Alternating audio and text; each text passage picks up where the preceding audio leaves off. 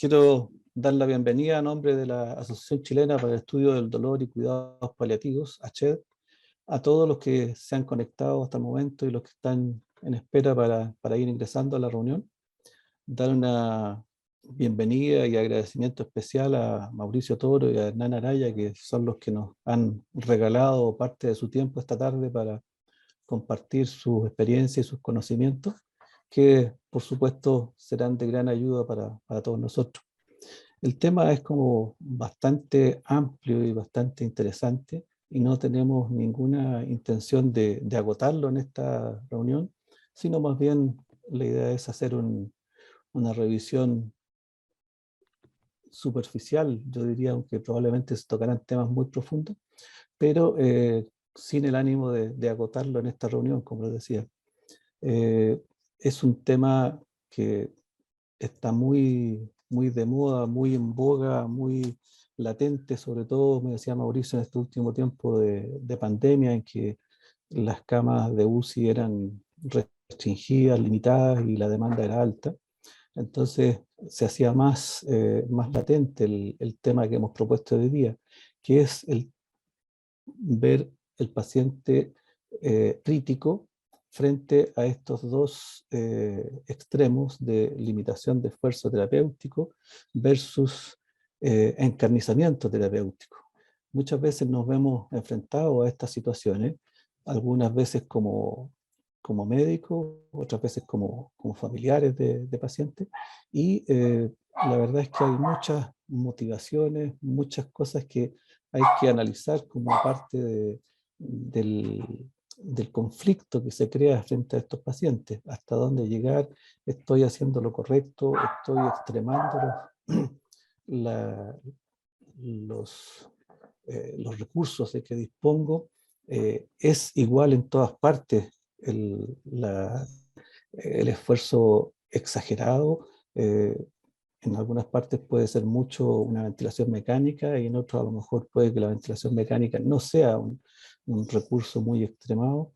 Por lo tanto, hay muchas cosas muchos puntos de vista donde se puede ir analizando esta situación, y para eso hemos querido dar una visión desde lo clínico, invitando a un colega intensivista, Nanaraya, que hace turnos en el Hospital Clínico FUSAT de Rancagua, y después la visión desde el lado ético con Mauricio Toro, que él también hizo muchos años turnos de intensivo y ahora está de especialista en el área de la ética médica.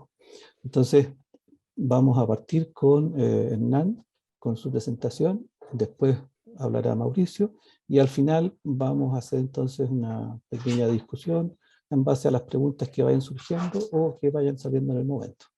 Hernán, te dejamos con tu presentación. Ya. Hola, muchas gracias, gracias por la invitación al doctor Aguayo y a la sociedad para tocar este tema, que en realidad es un tema que, como dijo el doctor, además de trabajar en la UCI del Hospital FUSAT, también soy oncólogo médico, entonces el concepto de limitación de esfuerzo terapéutico lo practico en realidad en todo ámbito, continuamente en los dos lugares de trabajo donde me desempeño. ¿Mm? Entonces vamos a empezar la presentación. Lo que yo voy a hablar un poco en estos 20 minutos es una pequeña introducción, una pequeña recuerdo de cómo llegamos a este punto de pasar de una medicina que es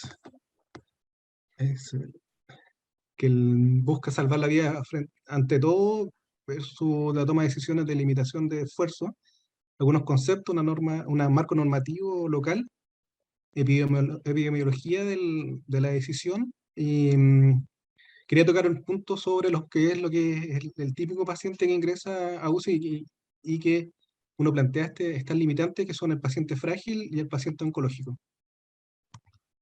Entonces, esto, como introducción, el desarrollo de la medicina en los últimos 30 años, en especial de la medicina intensiva, es lo que ha posibilitado el poder salvar mucho más vidas que antes lamentablemente se perdían. ¿no es cierto?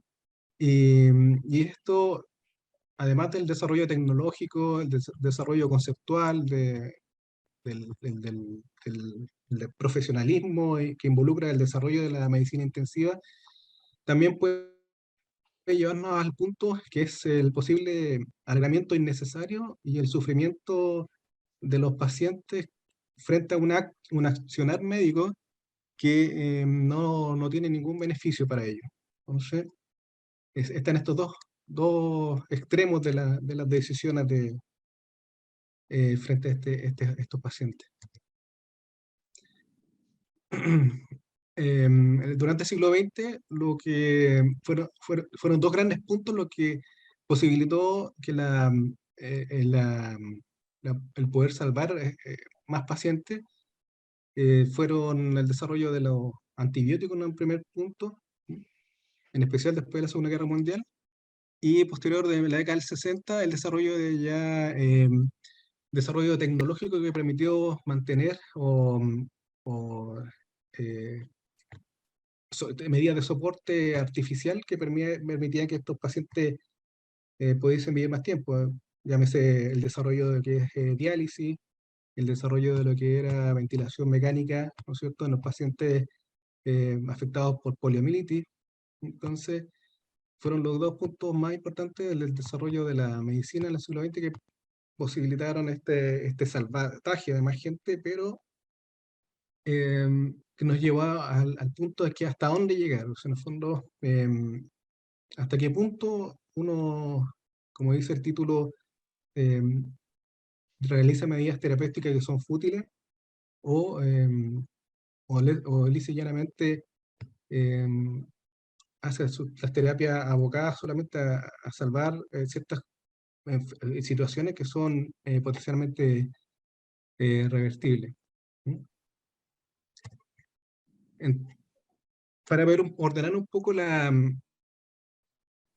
que es el marco conceptual, el marco de lo que es el accionar médico, bueno, existe mucha literatura al respecto, pero lo que sí eh, se trató de hacer una, un ordenamiento de cuáles eran los objetivos de la medicina con el desarrollo de la tecnología. Y esto se hizo en el centro Hastings en Estados Unidos, que en el fondo es un centro que involucra muchas especialidades, no solamente medicina, sino leyes, eh, filosofía, ¿no es cierto?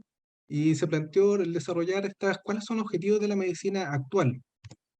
Y los objetivos que se plantearon en este centro son que es número uno, obviamente, la prevención de la enfermedad y las lesiones y la promoción y el cuidado de la salud. El otro es el alivio del dolor y el sufrimiento, la atención y curación de los enfermos que son curables y el cuidado de aquellos que no son incurables. Y como cuarto punto era la evitación de la muerte prematura y la búsqueda de una muerte que es, en este caso, una muerte tranquila o digna. Entonces vamos someramente a una definición de lo que es el LED. El LED tiene múltiples definiciones, después vamos a ver diferentes sinónimos de LED que se aplican en diferentes países y en diferentes centros también dentro del mismo país. O sea, en el fondo el concepto de LED, a grandes rasgos, se podría englobar en lo que es dejar de hacer algo o no iniciar una terapia, ¿ah? Ante el riesgo inminente de muerte. ¿Mm? Y es importante tocar el tema de lo que es futilidad. En el concepto de futilidad hace mención a que son aquel accionar médico que no tiene ningún beneficio para el paciente y que probablemente o posiblemente va a dañarlo más que beneficiarlo. Ese es el término de futilidad. Y es lo que uno trata de evitar eh, en, en esta unidad y en general también, en oncología también. Uno trata de evitar dar tratamientos que son demasiado costosos, ¿no es cierto? Y que probablemente el paciente no sabe beneficiar de ellos. ¿Mm? Ahora, es que tenés claro que la limitación de esfuerzo terapéutico no quiere decir que uno no va a hacer nada, es decir, no quiere decir que uno estar en la UCI y de repente ya vamos a limitar a un paciente y vamos a cortarle hasta la nutrición, ¿no? Porque además de eso implica el poder hacer otras medidas, por ejemplo, el mantener una sedación adecuada, que el paciente no sufra si está con una, no sé, una premio ventilatorio, analgesia, apoyo psicológico a la familia, ¿no es cierto? Medidas de higiene para el paciente, o sea, en el fondo no implica no hacer nada por el paciente, sino no ir más allá de lo estrictamente necesario y, y acompañarlo. ¿No? Entonces, algunas definiciones sinónimas que existen son obviamente la limitación de soporte vital, una adecuación de terapia, adecuación de las medidas terapéuticas básicas, ¿ya? Y en inglés esto de withdrawing o withholding, que en el fondo significa que es dejar de hacer o no iniciar algún tratamiento de mantención de la vida, del soporte vital. ¿Ya? Y lo que sí tenemos que evitar, o ya no debe usarse, o obviamente depende de cada legislación de cada país, el término de eutanasia pasiva. ¿Ya? Entonces, ¿qué es lo que pasa en el enfrentamiento de estos pacientes? Tenemos una situación límite, ¿no es cierto?, de una enfermedad o condición que puede ser potencialmente reversible o ya una enfermedad de frentón incurable, y tenemos dos tipos de accionar. Uno que es el rellar que todo nuestro accionar médico o del equipo de salud va en función del beneficio del paciente, tratar de salvar la vida y la recuperabilidad del paciente, ¿no es cierto? Y para eso utilizamos muchas competencias tecnológicas que no hemos logrado durante los últimos 30, 40 años. ¿Ya? Y además una preparación de equipos de salud adecuada para desarrollar toda esta labor. Y por otro lado tenemos el concepto de alargar el sufrimiento innecesario, el término nuevamente futilidad, que tenemos también recursos que son limitados. Los recursos en la UCI son bastante ostensibles y obviamente son limitados. Entonces, estar utilizando recursos en forma innecesaria también hay que ponerlo en la balanza. También considerar la sobrecarga de equipo de salud que acompaña al enfermero, ¿no es cierto?, kinesiólogo, que van a estar enfrente a un paciente que probablemente no va a salir adelante, pero que se insiste y se insiste en manejos que no van a llegar a ninguna parte. Y tenemos otro punto bastante importante también, que es la presión familiar. O sea, muchas veces nos encontramos a familia que, que presiona como para, busca lo casi imposible, ¿ya?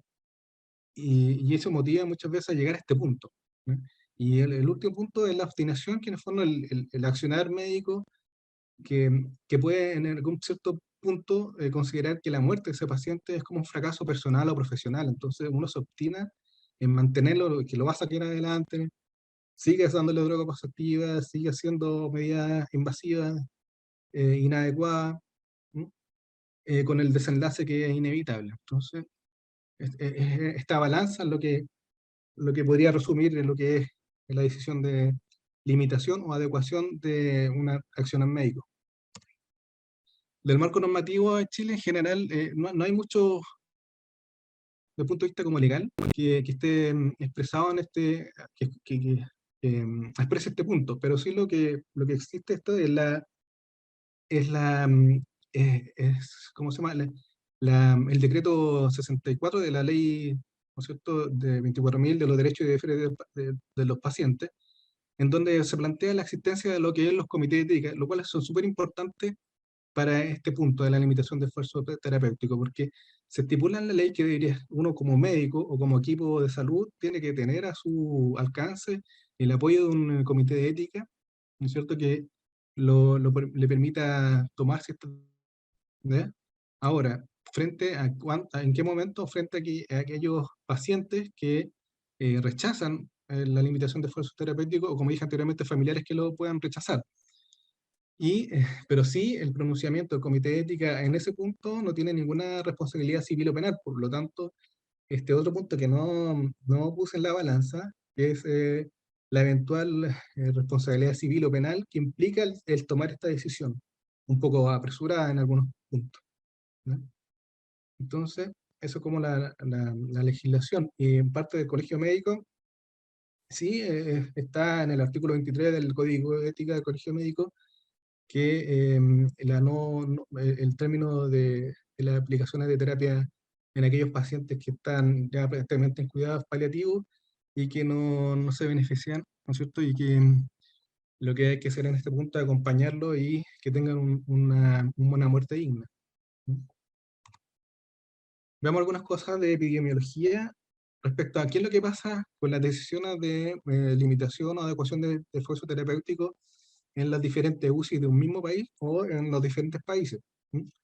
Entonces, existe, lo que busqué, existe mucha literatura en realidad, bastante literatura, y lo que hay es una gran variabilidad de conceptos.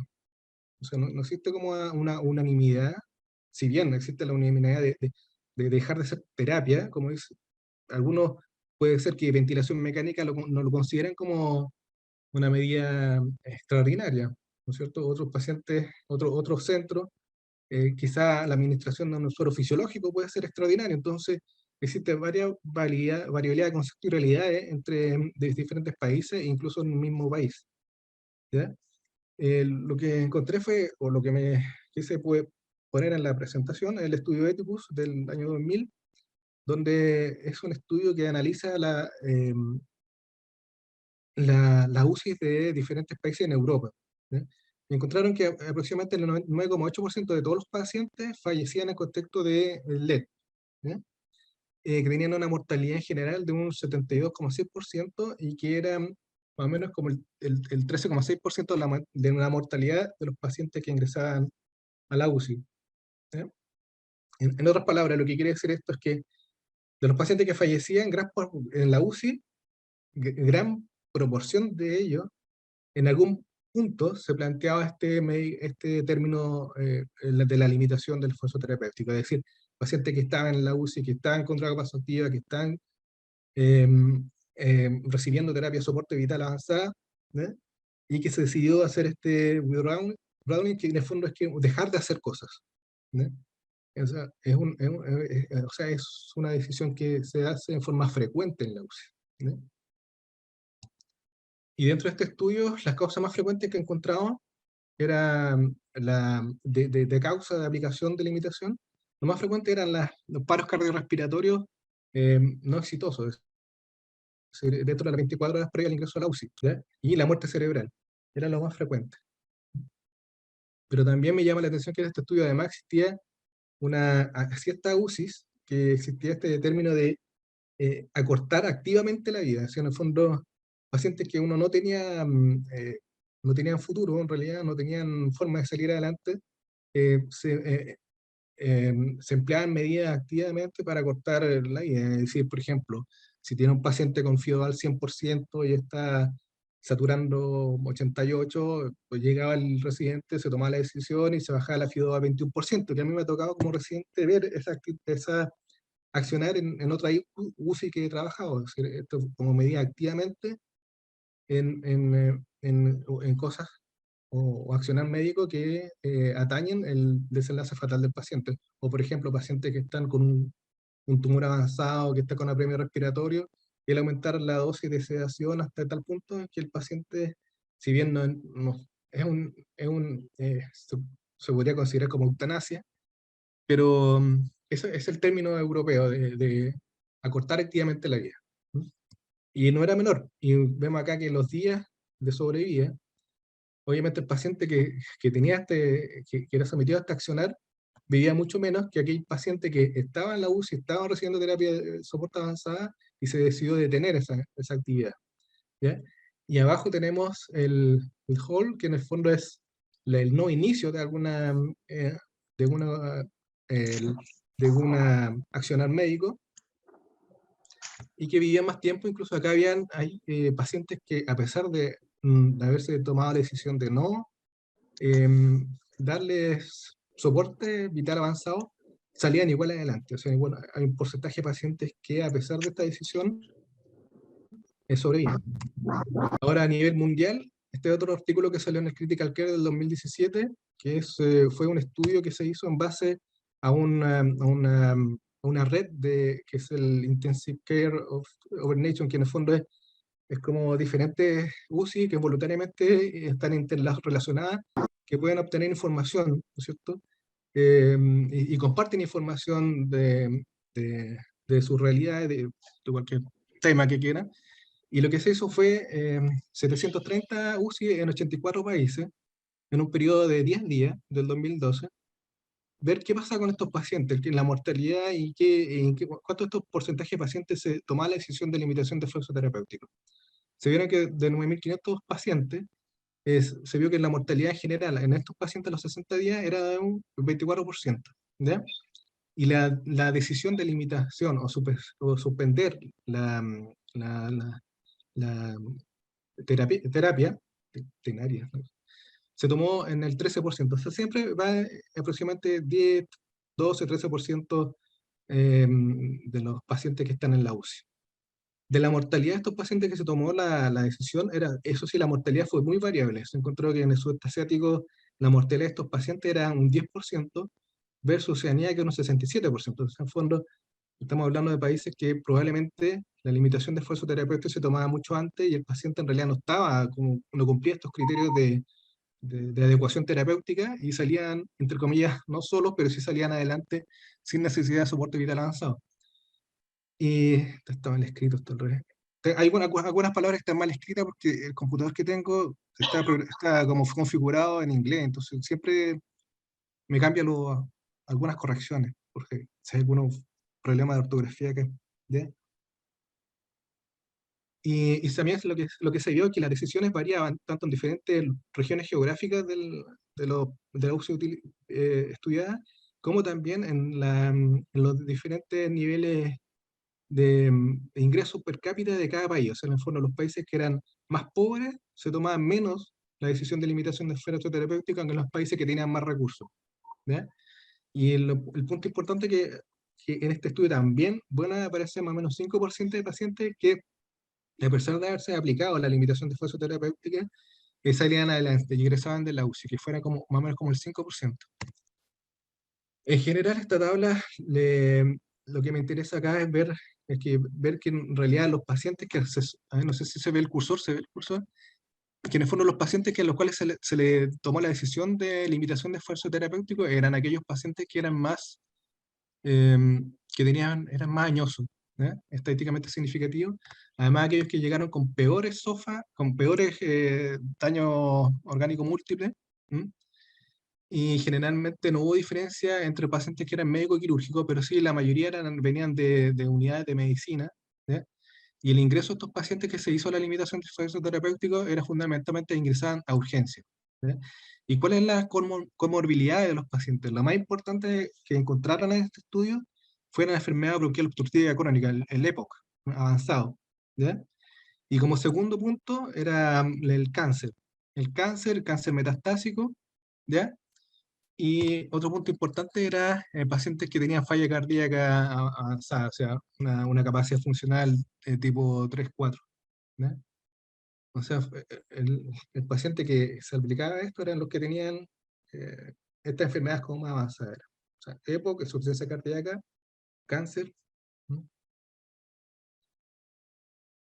¿Y cuáles eran los motivos por los cuales ingresaban estos pacientes a la UCI? El principal motivo de ingreso de los pacientes que uno aplica la limitación de esfuerzo terapéutico es la infección. Entonces aquí aparecía que el 47,9% de los pacientes que se le aplicó la limitación de esfuerzo terapéutico que ingresaron en esta UCI, en este rango a nivel mundial, fue más o menos 47,9%. ¿Ya? Y la infección es la principal causa de por qué llegan a la UCI. ¿Mm? Y dentro de los requerimientos que más necesitaron estos pacientes, el 70,8% fue ventilación mecánica. O sea, infección y ventilación mecánica es lo que más es por lo cual llegaron los pacientes y por lo cual llegaron lo que requerían en la UCI. ¿Ya? Y un 18% necesitaba diálisis. Y dentro de esta tabla lo que me interesa mostrarles la mortalidad. Que la mortalidad era significativamente, había una diferencia de mortalidad en la UCI, obviamente, era los que se tomaban la decisión de limitación, la mortalidad llegaba a un 55,6%. Estamos claros que estamos en una decisión de limitación, no estamos, y como dije anteriormente, limitación no quiere decir dejar de hacer cosas, en el fondo, limitación para algunos es no avanzar más, para otros mantener la ventilación y para otro grupo es quitar la ventilación, un ejemplo. Así de variable eran las tomas de decisiones de este punto, ¿ya? y la mortalidad hospitalaria en general era mucho mayor, 68,7% versus el 16,7% que fue los pacientes en general que ingresaron a la UCI en este periodo de tiempo. Aquí hay un mapa donde está la gran variabilidad de aplicación de limitación de esfuerzo terapéutico a nivel mundial de este estudio, y vemos que varía tanto desde un 11%, por ejemplo, en Sudamérica, a un 30% en Oceanía, o sea, en el fondo ahí donde más se aplicaba decisiones de limitación de esfuerzo terapéutico, y donde menos se aplicaba eran países africanos. ¿Mm?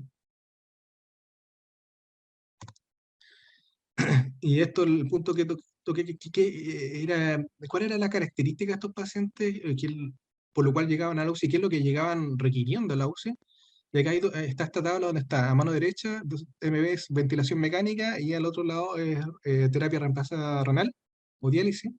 Y las diferentes cuadros es el que está a la mano derecha mayores, son los países con mayor recursos versus el más rojo, que es los países con menos recursos. Entonces vemos que los países con más recursos llegaban con mayor requerimiento de ventilación mecánica, ¿no es cierto?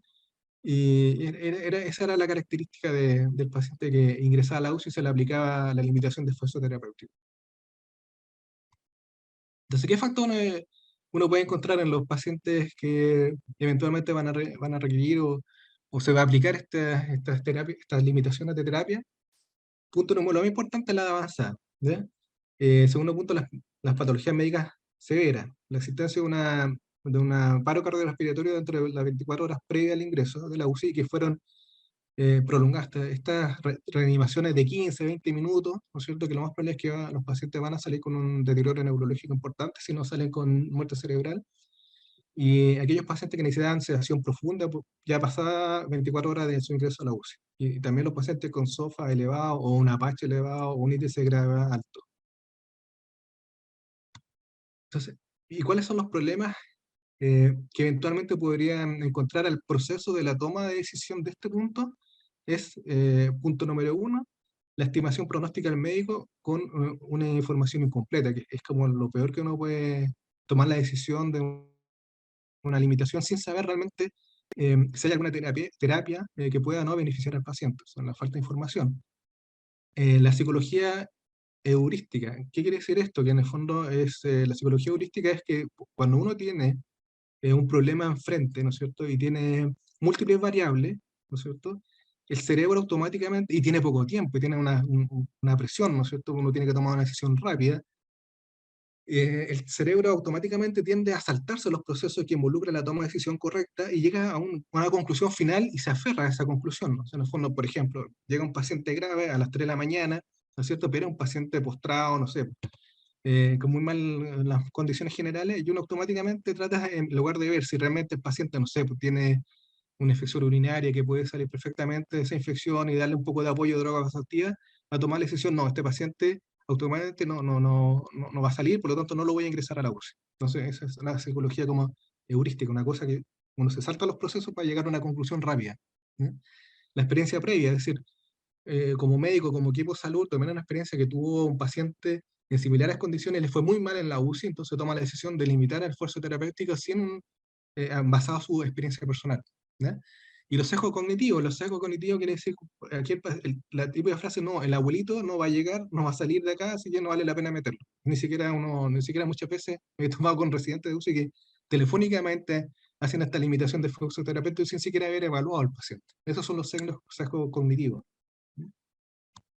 Entonces, ese es un punto. Y el otro punto bastante importante que como médico uno se plantea es que si realmente aplicar estas medidas de limitación de terapia va a influir en el paciente, va a aumentar o no la mortalidad del paciente, ¿ya?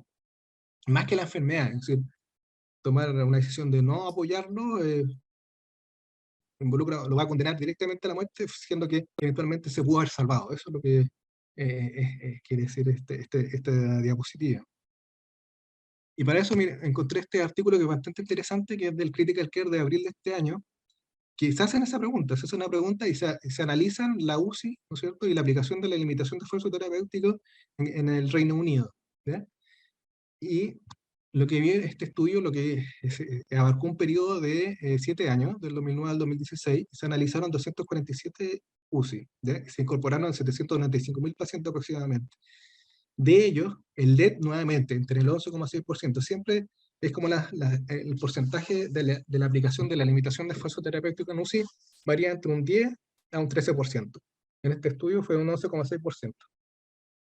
Y lo que encontraron era que había cierta UCI que se aplicaba con mayor facilidad a la limitación de efecto terapéutico versus otra UCI que se dejaba más tiempo al paciente.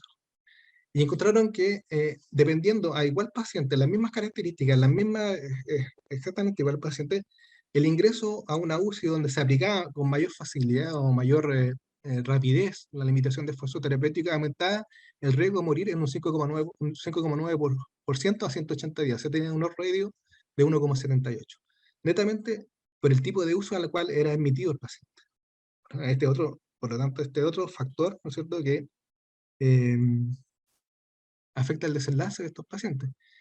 Y acá, lo importante acá de esta tabla, de este estudio, era que en su gran mayoría los pacientes que eran limitados, ¿no es cierto?, o que eran pacientes mayores, ¿no?, eran pacientes que venían, en el 97% venía de su hogar, no venía de un hogar de acogida o de ancianos. Y lo importante acá de esta tabla es que el 64,1% de los pacientes que ingresaron, que eran 58.000 pacientes, eran autovalentes antes de este ingreso a la UCI, ¿ya? Así que es el concepto de que solamente se aplica a los pacientes que ya están postrados, que están en su casa, no, pacientes perfectamente activos que llegaban por una OXA X, aplicada en un 64% de estos pacientes se aplicaba esta limitación de esfuerzo, ¿ya? Ahora, eso sí, que el 93,4% que está aquí abajo, el 93,4% de los pacientes que se le aplicó, o sea, la gran mayoría de los pacientes que se le aplicó la limitación, eran pacientes que ya habían egresado en la misma hospitalización a la UCI. Son el paciente que estuvo en la UCI grave, salió de la UCI y volvió a caer en la UCI. Entonces, eso es ese paciente que fue el 93% de estos pacientes que se le aplicó la limitación de esfuerzo terapéutico, son pacientes que se van deteriorando por X motivo y vuelven a recaer y permanecen hospitalizados un poco más de tiempo, ya sea en hospital o en la UCI, tienden a recaer en hospitales. Y dentro de las enfermedades más frecuentes se vuelven a repetir lo mismo, o sea, enfermedades respiratorias crónicas, enfermedad cardíaca avanzada, cáncer y patologías malignas hematológicas.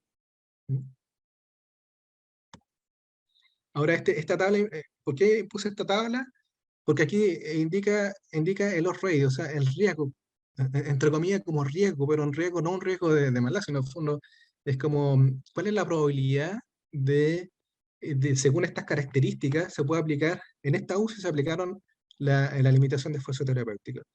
¿Y cuáles fueron los que más, las condiciones que motivaban más la aplicación del esfuerzo terapéutico? Era, por ejemplo, arriba, la enfermedad hepática severa, con un odds ratio de 2,27, incluso mucho mayor que el cáncer, ¿ya? Y la otra cosa es la edad. Los pacientes que tenían sobre 80 años, tenían un riesgo de 17 veces más de recibir esta limitación de esfuerzo terapéutico. O sea, en el fondo, daño hepático, pacientes mucho más añosos, ¿no es cierto? Y también los pacientes que que están totalmente dependientes que no pueden hacer toda su actividad de la vida diaria. Eran como los tres factores más importantes que motivaban la aplicación en este estudio de la limitación de esfuerzo terapéutico. Y esta es la variabilidad de la UCI. Por un lado, hacia la izquierda tenemos la UCI que eran menos propensas, entre comillas, de aplicar una limitación de esfuerzo terapéutico, versus a la derecha que eran más propensas. Entonces, existía una gran variabilidad. Y al analizar esta variabilidad y al correlacionarla con la mortalidad, viene que por solo hecho de ingresar a una UCI con mayor propensión a desarrollar una limitación de esfuerzo terapéutico precoz, tenía mayor riesgo de mortalidad, un 5,8%. Ahora, dos puntos que quería tocar eran el paciente frágil, ¿ya? Bueno, el paciente frágil es un paciente, el término fragilidad se desarrolla más que nada en geriatría, ¿ya? Pero perfectamente puede ser aplicado no solamente a los pacientes ancianos, sino también en pacientes más jóvenes, por ejemplo, que tengan alguna neuropatía basal, alguna enfermedad congénita que motive que tengan una debilidad generalizada, una masa muscular disminuida, ¿no es cierto? Y que por lo general requieran asistencia para la actividad de su vida diaria. ¿Ya? Y aproximadamente esto se puede encontrar en los pacientes que ingresan a hospitalizarse. Sobre 65 años no puede tomarse hasta un 25% de este tipo de fragilidad en estos pacientes, y sobre 85 puede llegar hasta el 50%. Entonces, típico paciente que uno le ingresa que es añoso, que es frágil en el fondo, que es como síndrome, que en el fondo el paciente se va amaciando con el tiempo, son pacientes que son más vulnerables y tienen menos capacidad para responder frente a una anoxia. ¿Bien? Entonces hay varios estudios que también analizan lo que es la fragilidad presente, ya que estos son los pacientes que habitualmente uno como médico tiende a ser más pro limitación de esfuerzo terapéutico, y encontramos que en este estudio español que puede llegar hasta la fragilidad en los pacientes que ingresan a la UCI puede llegar perfectamente a un 35%. ¿Ya? Y de estos pacientes del que llegaban, ¿no es cierto?, que eran más frágiles, esta tabla lo más importante nomás es que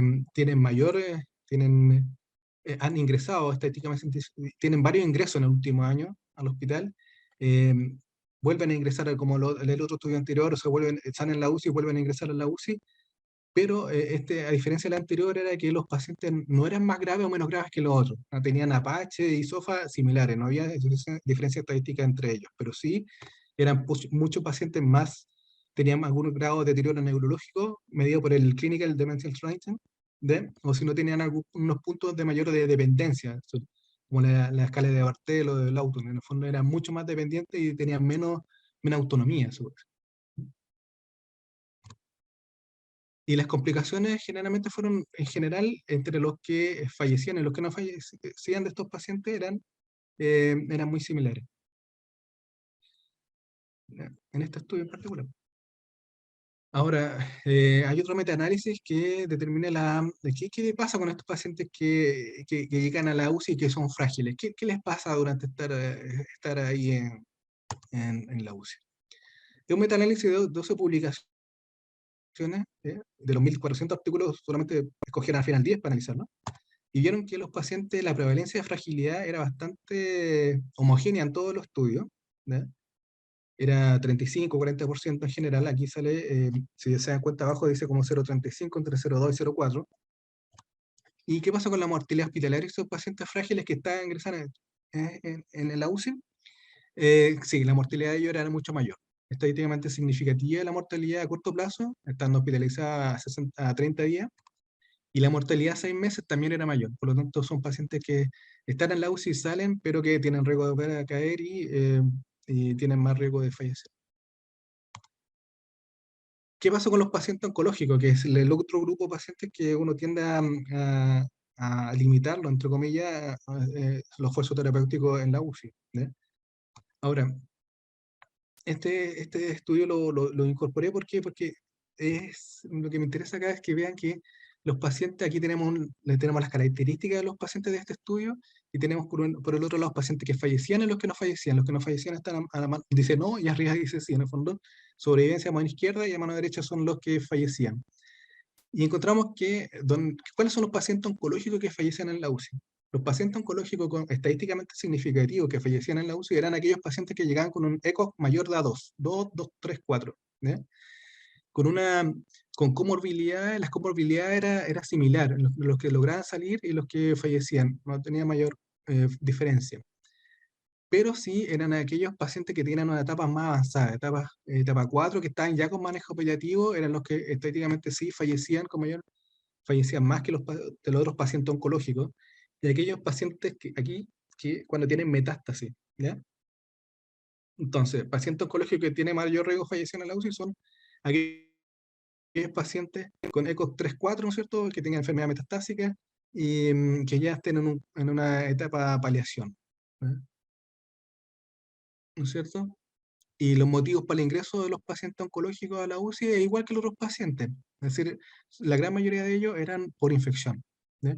Llegaban bastante graves, pero las causas por las cuales llegaban era un 68% por un shock séptico un 67,2%. O sea, igual que la población en general, llegaban por cuadro infeccioso.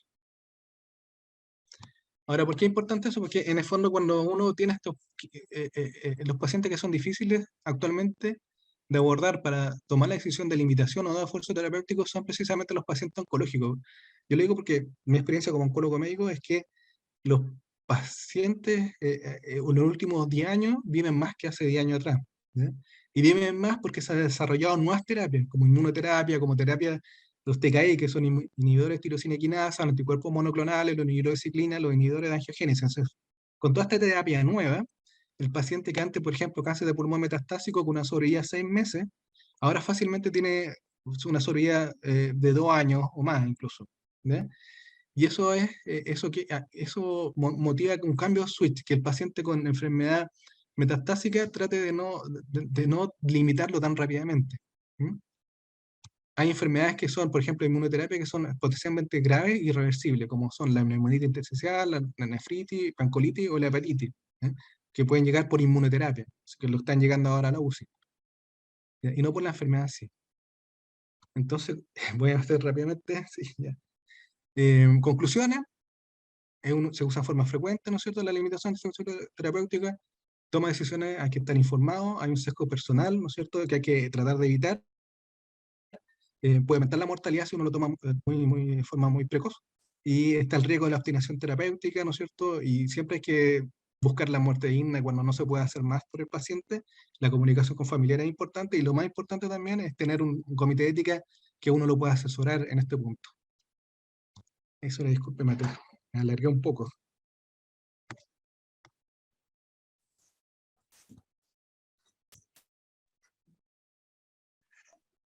Sí, ahí está el tiempo.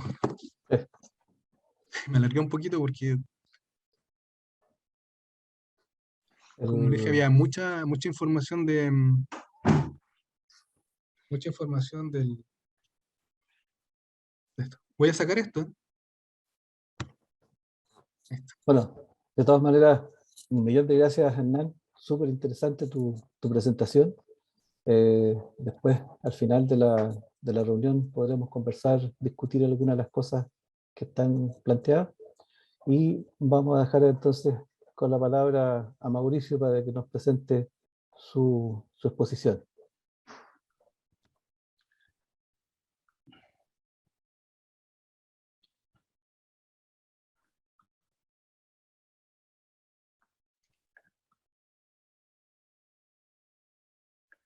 Bueno, buenas noches. Muchas gracias, Carlos, por la invitación. Muchas gracias a ustedes por acompañarnos a esta hora, después de un día largo, probablemente un poquito cansador. Voy a contarles yo un poquito desde el punto de vista más de la reflexión que de la acción habitual que nos toca ver en la clínica, ¿no? Vamos a tocar ahí el temario, algunas cosas muy generales para que ustedes sepan de qué estamos hablando cuando estamos hablando de ética o bioética, cuáles son las opciones de conducta que podemos tener al final de la vida, algunas situaciones clínicas difíciles y complejas, una breve reflexión en torno al sufrimiento y la muerte, y cuál puede ser el rol de los cuidados paliativos en esta situación.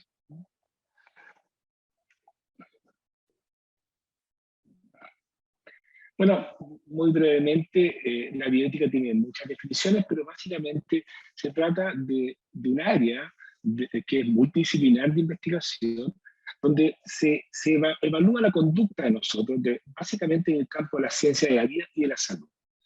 Pero no se ve exclusivamente desde el punto de vista de la evidencia científica, sino que básicamente a partir de los principios de valor involucrados. ¿Dónde nos metemos nosotros en este campo cuando estamos viendo pacientes? Hay tres ámbitos de la bioética. La bioética general, donde se ven los fundamentos, donde se ven cuáles son las razones para actuar, cuáles son los valores involucrados. Hay una bioética especial que se ve mucho en el debate público, como por ejemplo se ve lo que es la experimentación clínica, que es la eutanasia, que está muy discutida actualmente, por supuesto que el aborto, lo que puede ser la modificación genética. tanto en gestación como también en modificación genética para tratamiento de personas que están con enfermedades tipo leucemia. Y finalmente, donde estamos nosotros acá, que en los pacientes críticos, es la bioética que es la bioética clínica, la bioética que tiene que ver con la toma de decisiones del día a día. Ahí las teorías se tienen que aplicar, los principios tienen que usarse en pacientes clínicos concretos. Salimos de la elucubración, de la discusión teórica, del café, para enfrentar a una persona X que tiene una patología X, que tiene una familia y una historia, y ya de alguna manera nosotros vamos a buscar aquí en la bioética las razones para tomar una u otra decisión. Entonces nos ayuda a tomar mejores decisiones considerando los aspectos científicos, la evidencia clínica, la historia, pero también las preferencias del paciente, sus temores, su historia personal, y también tomando en cuenta la situación particular. No es lo mismo tratar a un paciente en una ciudad, en un pueblo rural, que en un gran hospital de referencia o en un hospital especializado en Estados Unidos. La ética que ustedes más conocen, la bioética que ustedes más han escuchado hablar, es la que se llama bioética principalista. Y una de las cosas que ustedes tienen hoy día sabiendo es la única forma de enfrentar la bioética, ¿tá? A pesar de que pareciera que hubiese 4 principios que son de donde tenemos que recoger todas nuestras conductas, que son la beneficencia, la maleficencia, autonomía y justicia. Esta es una mirada que básicamente lo que hace es decir, no hay ninguna norma intrínseca que pueda regir cualquier decisión, sino que tenemos que tomar, según sea la situación, algunos de estos principios y ver básicamente cuáles están en conflicto. Están en conflicto la autonomía con la beneficencia, la justicia con la no maleficencia, la justicia con la autonomía. Siempre se plantean desde un punto de vista de un dilema que entra en conflicto, y habitualmente así son analizados los casos, ¿no? Y esa es la forma que habitualmente ustedes han conocido de hablar de la bioética. Y por tanto, lo que se hace es, de alguna manera, formular las decisiones y los juicios utilizando estos principios, y en general se ponen en conversación 2, que puede ser cualquiera de estos 4. La mirada que yo les quiero contar es una mirada un poquito distinta, es una tradición más europea, fundamentalmente se llama bioética personalista, en el cual se considera al ser humano como el centro de la acción, tanto del paciente, de su familia, como también del personal de salud o los clínicos.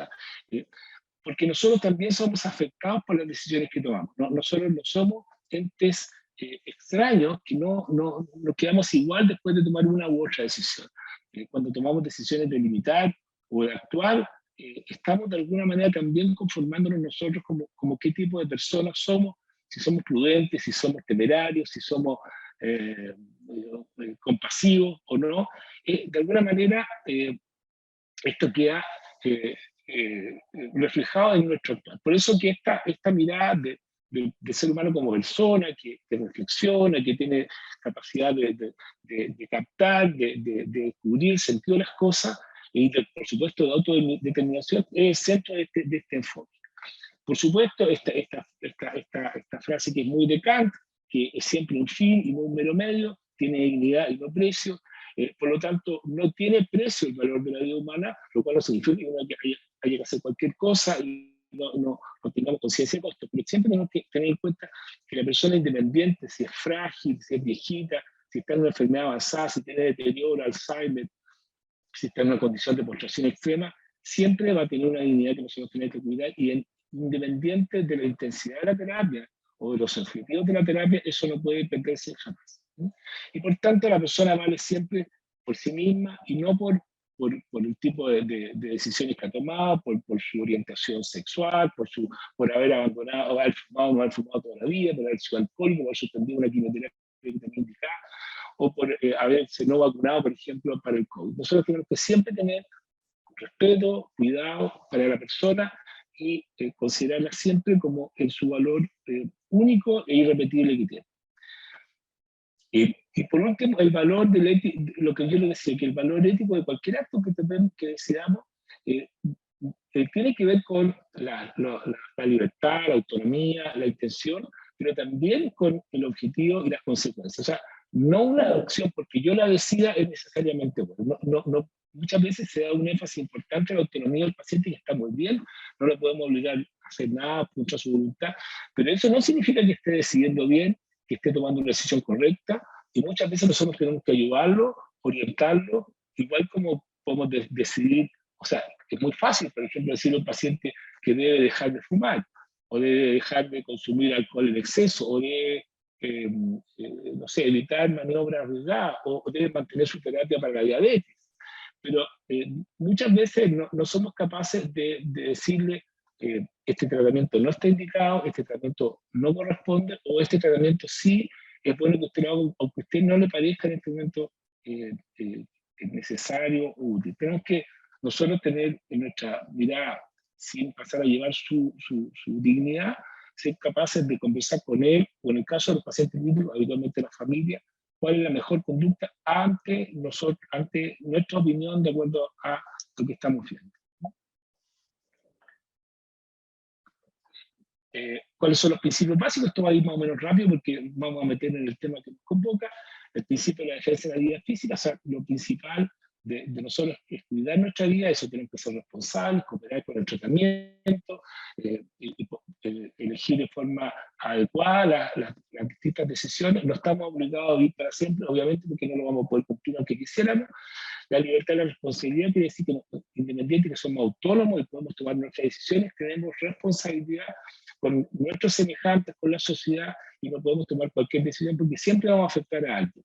Por tanto, nuestras decisiones siempre tienen que, no solo en el ámbito de la vida diaria, sino que también en la salud, tener en cuenta que somos seres responsables.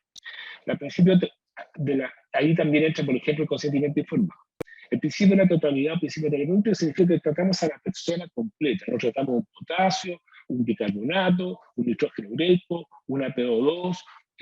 No estamos tratando una compliance, no estamos tratando un número de células X metastásicas, estamos tratando una persona. Y por tanto, cuando tomamos la decisión, tenemos que ver si el bien de la persona está involucrado o solo estamos mejorando algunos parámetros transitoriamente. Si realmente esto tiene futuro o no tiene futuro, si estamos prolongando una agonía o estamos realmente buscando el bien de la persona más allá de cerrar el turno. Lo mismo, el principio de sociabilidad significa que nosotros somos responsables, nuestros seres cercanos. Eso, por ejemplo, se ve en la gente que es donante de sangre o donante de órganos para un familiar, o donante o ser donante voluntario cuando uno fallece. También el aporte solidario que podemos hacer al cuidado de los demás. Y la subsidiariedad tiene que ver que nosotros nos hacemos cargo como sociedad de aquellas personas cuando aquellas personas no pueden cuidarse por sí mismos. Un paciente anciano, frágil, un paciente pobre, abandonado, un paciente menor, incapaz de cuidarse por sí mismo, o grupos especialmente vulnerables. O sea, nosotros como sociedad no podemos dejar a esas personas abandonadas, aunque sean personas de la calle. Otro principio, voy a detener en un par de ellos nomás, pero la proporcionalidad, que ustedes la han escuchado muchas veces, mal menor, doble efecto, la veracidad y fidelidad no abandono. Estos principios son muy importantes en los cuidados paliativos y están presentes también en los pacientes clínicos. O sea, nosotros limitar una terapia no significa dejar al paciente abandonado, como muchas veces cuando algo anda muy bien, cuando todo sale perfecto, decimos nada que decir. En realidad tenemos que dar mucho las gracias cuando sale algo muy bien. En este caso, la limitación de terapia significa no hay nada que hacer, porque hay mucho que hacer. Quizás lo más importante por hacer está por venir. Así que limitación de terapia no significa ya hasta aquí nomás llegamos, no hay nada que hacer. Bueno, la proporcionalidad terapéutica, existe la obligación moral de implementar todas las terapias que guarden una proporción adecuada entre los medios empleados y el resultado predecible. Por lo tanto, hay que tener en cuenta las perspectivas de vida, esperanza, de respuesta, de calidad, de expectativas del propio paciente, cuál es el propósito de la terapia y cuáles serían los beneficios posibles, sus eventuales efectos adversos, y tener siempre en cuenta que tenemos que evitar prolongar el proceso de muerte, el proceso de fallecer de forma artificial. No meter a un paciente de nuevo a un aseo quirúrgico cuando sabemos que independiente de las veces que lo metamos, ese paciente no va a salir adelante por el nivel de daño que tiene. O realizar a un paciente que tiene un deterioro grave mental, que está postrado, y nosotros, bueno, todavía puede seguir realizándose porque tolera la diálisis bien. Todas esas cosas tenemos que tenerlo en cuenta. ¿Será proporcionado? ¿Será adecuado? ¿Es lo que habría esperado el paciente? ¿Es lo que querría para mí? ¿Es lo que quería para un familiar mío? ¿Es lo correcto? Y un principio muy importante en el uso de la analgesia, por ejemplo, en los cuidados paliativos o el uso de la sedación, es el principio de doble efecto. Nosotros tenemos que, no es gratis, no se hace de cualquier manera, tiene que cumplir algunos requerimientos. El objetivo tiene que ser bueno, o al menos neutro. Por ejemplo, buscar el alivio del dolor, el alivio de la angustia, el alivio de la disnea.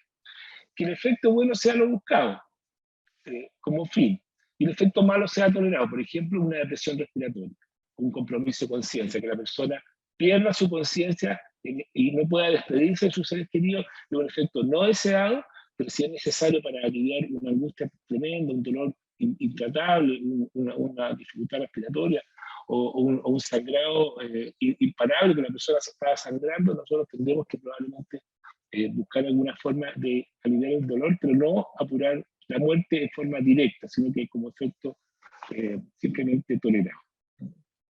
Por lo tanto, el efecto malo no puede ser el medio para el efecto bueno. Nosotros no podemos inyectar una dosis de un medicamento letal para evitar el dolor. ¿Ah? Tenemos que usar analgésicos para evitar el dolor y no cloruro de potasio. ¿Ah? Y por supuesto entonces que existe una cierta proporcionalidad entre el bien que se busca y el mal que se tolera. Nosotros no vamos a usar morfina en altas dosis para que se pinchó un dedo. O sea, no sería absurdo. Por decir una cosa un poco loca. No vamos a dejar al paciente comprometido con conciencia en coma simplemente porque está un poco ansioso, un poco inquieto o no nos deja para el turno. Tenemos que usar en forma proporcionada los medios que tenemos a nuestro alcance. Un aspecto muy importante que a veces se olvida es que nosotros tenemos que, como profesionales de la salud y como personas que vivimos en este mundo, trabajar en las virtudes. En el caso, significa hábitos adecuados que se van ensayando, nosotros vamos actuando. Un hábito virtuoso técnico puede ser tocar el piano, o puede ser jugar un deporte en forma adecuada, puede ser tocar el violín, puede ser colocar un catete, puede ser intubar, puede ser manejar bien los parámetros del ventilador. Pero en este caso estamos hablando de las virtudes también desde el punto de vista de ser humano, de ser buena persona, no solo ser un buen técnico, ¿no? Entonces la competencia científica, estar al día, tener la destreza, mantenernos con las competencias tanto de habilidades manuales, técnicas, como también el conocimiento científico, pero también tener conciencia de nuestros valores, qué cosas son prioritarias, el respeto, la compasión, la prudencia, la honestidad, etc. ¿Ah? Que esta conducta sea coherente en el tiempo. Nosotros no podemos estar cambiando día a día según nuestro humor. Tenemos que ser, de alguna manera, la gente no tiene nada que sufrir una atención, un cuidado distinto a nosotros, porque nosotros estamos en un día distinto, ¿no? Y por supuesto un espíritu colaborativo, el cuidado de la salud, especialmente en este tipo de pacientes complejos, requiere la colaboración tanto del equipo clínico, el resto del equipo de salud, como también de la familia y del paciente. Virtudes importantísimas entonces son la prudencia, que significa saber tomar las decisiones adecuadas de acuerdo a las circunstancias. Prudencia no significa una cosa como una especie de no actuar, de quedarse timorato, sino que tomar la mejor decisión en ese momento de acuerdo a los antecedentes que uno tiene. Es una actitud prudente, una actitud compasiva y empática, ponernos en el lugar de la persona y acompañarlo, aliviarlo en su dolor, son virtudes que nosotros tenemos que tratar siempre de tener, y no solo saber cuál es la dosis de dopamina o no la adrenalina o de relajante muscular que tenemos que indicar.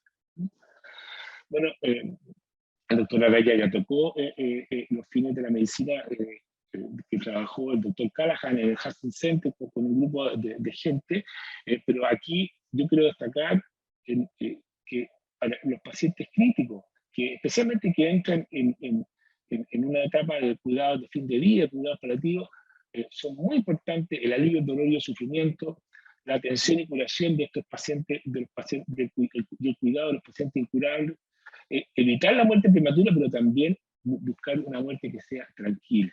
Y tranquila, y le podemos poner otros calificativos también.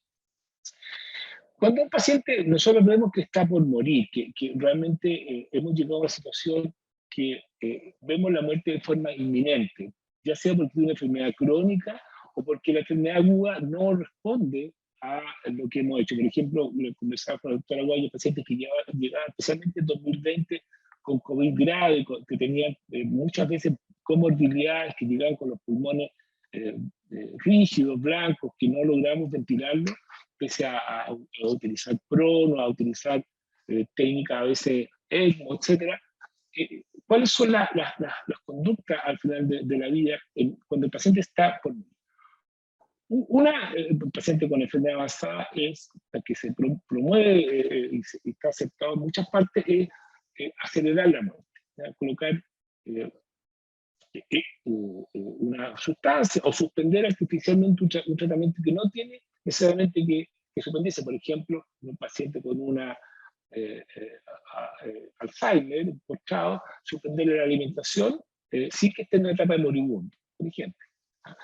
La otra es el procedimiento terapéutico, que es el extremo que estamos más habituados, nosotros tenemos que tener mucho cuidado, y la conducta que sería no un extremo, sino que el término medio, que sería más que la limitación, la adecuación de la terapia.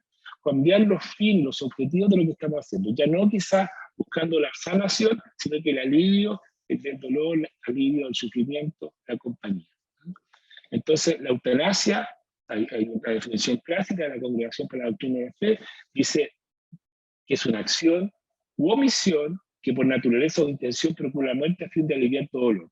Entonces, cuando una paciente en estado vegetativo, nosotros le suspendemos la hidratación, estamos causando eutanasia, aunque no le estemos inyectando una sustancia letal, porque nosotros lo que buscamos no es evitar el sufrimiento de la hidratación, evitarle el dolor de la hidratación, la angustia de la hidratación, sino que lo que queremos es que se muera ya.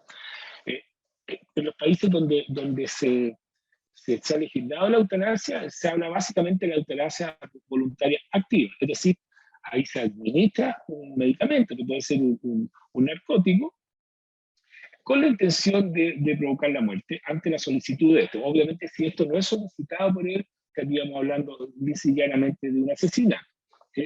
Por tanto, tiene que haber solicitud repetida, con consentimiento por escrito, aunque no es el tema de la eutanasia, muchas veces esto se asume en consentimientos tácitos, por ejemplo, en pacientes que tienen deterioro importante o niñitos que nacen con malformaciones graves, y los padres asumen que eso es lo que habría querido su hijo. Pero esas son situaciones bastante especiales. En general, hay un consentimiento expreso y más bien una solicitud expresa, más que un consentimiento, es una solicitud del paciente. El consentimiento finalmente lo da el equipo médico. El suicidio médicamente asistido es muy similar, pero con la diferencia es que el propio paciente se administra el medicamento ante el profesional de la salud, el médico le da la receta o le da directamente los fármacos para que él los ingiera. La situación, estos son lo que nosotros podríamos llamar situaciones de abandono. El paciente lo dejamos. En el procedimiento terapéutico pues pecamos por el exceso, o sea, una enfermedad que ya sea por su condición de cronicidad terminal o porque una enfermedad muy aguda, grave, un paciente que previamente estaba sano, o situación intermedia entre las dos, llega a una situación de irreversibilidad, a veces no nos damos cuenta, nosotros no nos percatamos, no queremos verlo o no lo queremos aceptar. Puede pasar con una quimioterapia, puede ser con un paciente ventilado, puede pasar con un paciente en una asistencia circulatoria. Nosotros tenemos que estar muy atentos porque es difícil morirse en una UCI. O sea, es muy difícil que alguien se muera en una UCI, por lo menos pasar las primeras 24 horas. Con el paciente que llega grave y no se reanima inicialmente, perfecto. Pero una vez que eso sobrevive las primeras horas, que un paciente se muera es muy difícil. Normalmente nosotros tenemos que hacer algo, como decía el doctor Araya, dejar de ventilar, de suspender la droga vasoactiva, suspender las diálisis. Habitualmente tenemos que suspender una terapia, no para que se muera, sino que para que dejar que la enfermedad siga su curso, porque no es reversible. O sea, hay que tener mucho cuidado con eso, porque esperar que el paciente se muera si nosotros seguimos activamente haciéndole de todo, con todo tipo de soporte, es muy difícil, ¿eh? Es muy difícil morir. ¿Cuáles son las dos definiciones de la limitación de terapia? La clásica, la que habitualmente se usa, es la definición 1, es decir, es una decisión básicamente técnica donde se detiene o no se inician medidas porque el estado de enfermo ya son inútiles, son fútiles. O sea, la probabilidad de respuesta es prácticamente cero, habitualmente se pone como porcentaje en 1%. ¿Cuáles son entonces la acción? No iniciar órdenes, no vamos a iniciar diálisis, no va a ingresar a la UCI, no va a ir a pabellón, no vamos a colocar droga vasoactiva, no vamos a intubar, etc. ¿no? La más clásica y todos la conocemos muchos años, la orden de no reanimar. Es decir, el paciente si hace un paro, no lo vamos a reanimar. Esa es la más típica. Pero hay distintos niveles. Nosotros en el hospital usamos la escala que se llama NIT, de niveles de intervención terapéutica, que decidimos hasta dónde vamos a llegar con un paciente. El paciente puede ser terapia completa, es decir, reanimación, ingreso a UCI, cirugías todas las que requiera, antibióticos en el nivel que sea necesario, nutrición parenteral, quimioterapia, lo que sea, trasplante, lo que ustedes quieran.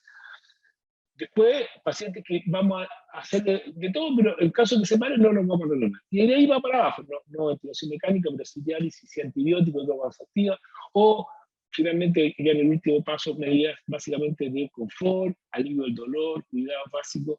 Entonces, estos niveles implican que la limitación no es binaria, ¿ah? No es como el plebiscito, no es sí o no. Esta cosa tiene niveles que uno... Y por eso también me gusta más la palabra y se usa cada vez más la adecuación de la terapia. Es decir, de acuerdo a las circunstancias de este paciente en ese día, qué terapia le vamos a ofrecer de acuerdo a cómo está viéndose la situación. Y eso puede ser cambiante. Incluso puede haber sorpresas y uno tenga que revertir una situación de no ingreso a UCI porque las circunstancias cambian. Entonces, es lo que nos llamamos la limitación de esfuerzo terapéutico en criterio estricto o limitado. El objetivo básicamente es evitar la obstinación terapéutica. Pero existe una segunda, que es el criterio de proporcionalidad. Es decir, los tratamientos terapéuticos pueden ser adecuados, pueden ser beneficiosos, pero considerando a este paciente en su situación, consideramos que es mejor limitar. Y ahí la participación del paciente, sus preferencias, sus miedos, lo que pueda contarnos la familia cuando el paciente no puede, es muy importante. Es decir, la comunicación, puede uno decir, este paciente no quería que lo ventilaran bajo ningún punto de vista. Podría salir sí, pero él no quiere. Él considera que ya llegó al final de su vida y quiere, si llegaba a este momento, por ejemplo, una enfermedad degenerativa neurológica como la ELA, prefería que hasta aquí no más llegara. Un paciente que llega en síndrome urémico y había dicho de forma reiterada que no quería dializarse porque no quería seguir viviendo, que tenía su vida completa, que ya estaba bien, en paz con su familia, con su vida, y se llegaba a una situación de no poder decidir por sí mismo porque llegó en coma, qué sé yo, se puede uno decir, bueno, pero si lo dializamos, lo salvamos, pero si está bien claro, conversado, no conviene, y limitamos por indicación de proporcionalidad de acuerdo a lo que el paciente espera y lo que quiere y lo que ha solicitado. Eso puede ser, por ejemplo, también un segundo o un tercer ciclo de quimioterapia. Cuando la primera quimioterapia falló, el paciente puede decir, ¿sabes qué? Prefiero pasar mis últimos 3 meses, 4 meses de vida, lo que sea, con mi familia y no seguir viniendo acá a colocarme quimio, a transfundirme, a seguir con el catéter puesto, a hacerme exámenes. Está bien, hicimos lo que se pudo, pero dejémoslo hasta acá, estamos todos en paz. Esto es otra forma de limitación. O sea, no es exclusiva de técnica y por futilidad. ¿Cómo se hace el proceso deliberativo? Primero se hace el juicio de oportunidad, esto es el juicio técnico, que es el primero, y podríamos hasta ahí nomás llegar, como decíamos, la habilitación de terapia primero. El juicio de adecuación, que es lo que nosotros tenemos que evaluar. Primero, si nosotros ya consideramos que no es proporcional, podemos ni siquiera mencionar. No es necesario decir a la persona, no lo vamos a reanimar. No es necesario. Basta, no lo vamos a dializar.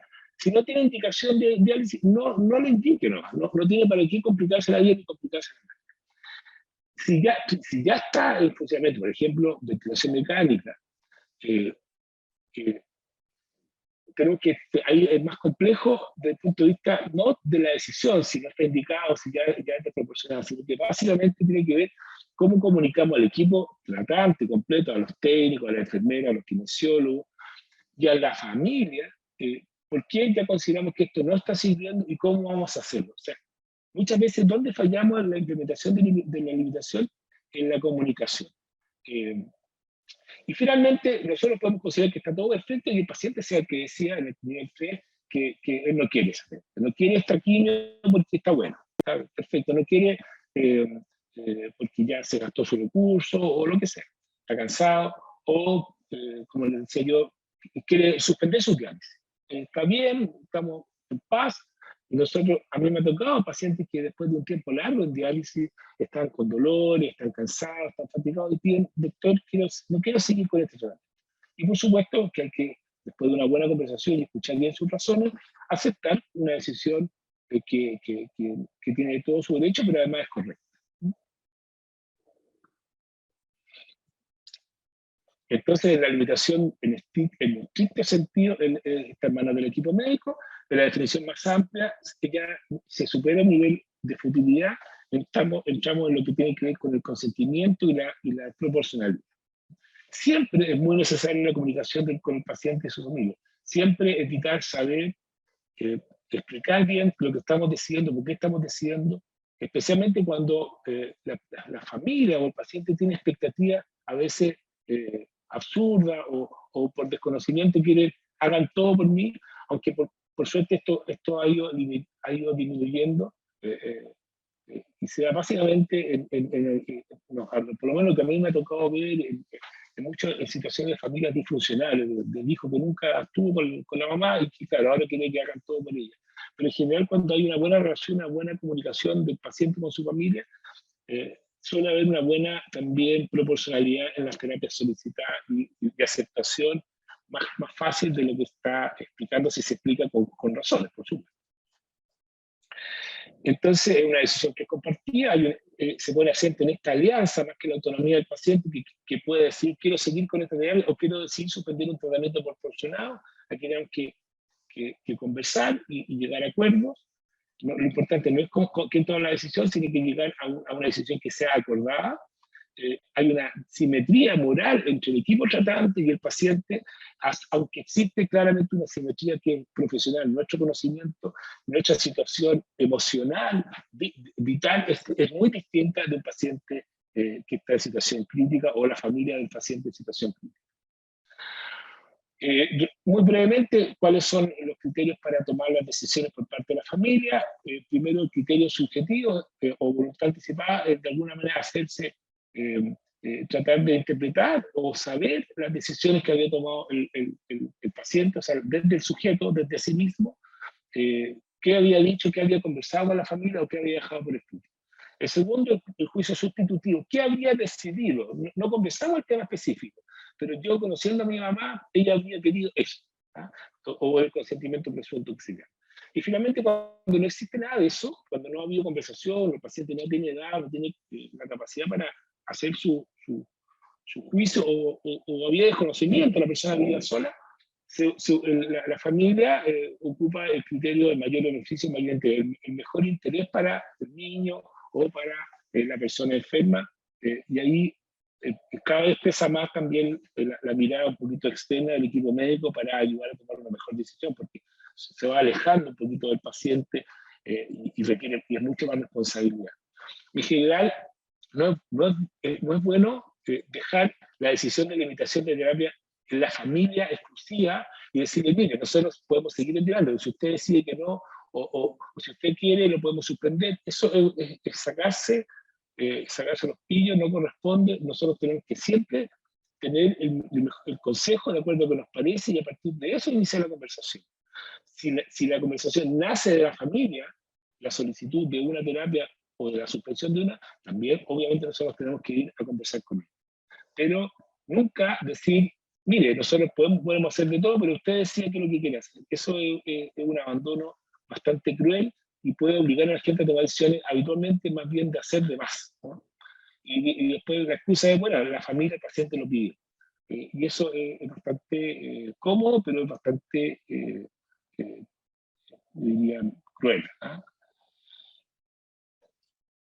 La ley recientemente promulgada de los cuidados paliativos universales nos dice que los pacientes tienen que estar informados de su estado de salud, tienen que saber cuáles son el mejor manejo de los síntomas, cómo autocuidarse, cuáles son las opciones de tratamiento, tienen que tener derecho a los cuidados paliativos que correspondan. Y esto es muy importante en los pacientes críticos que van a fallecer, estar acompañados por su familia o por quien haya decidido. Nosotros debemos evitar que el paciente muera solo en ninguna parte, incluyendo las urgencias y las UCI. Y bueno, y mantiene lo que es la ley de derechos y deberes en lo general con respecto a la autonomía. Voy a apurarme un poquito porque también me estoy alargando. Algunas cosas, la analgesia siempre debe usarse para evitar el dolor.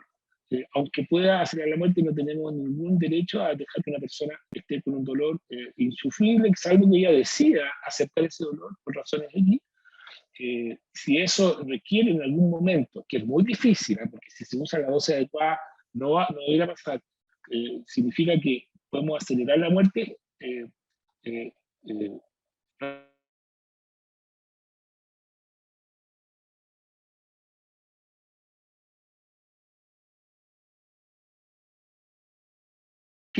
Buscar calmar el dolor, estamos buscando la muerte, y bueno, directamente eso es lo que estamos haciendo, y puede que haya gente que esté... ¿Se escucha bien o no? ¿Se escucha?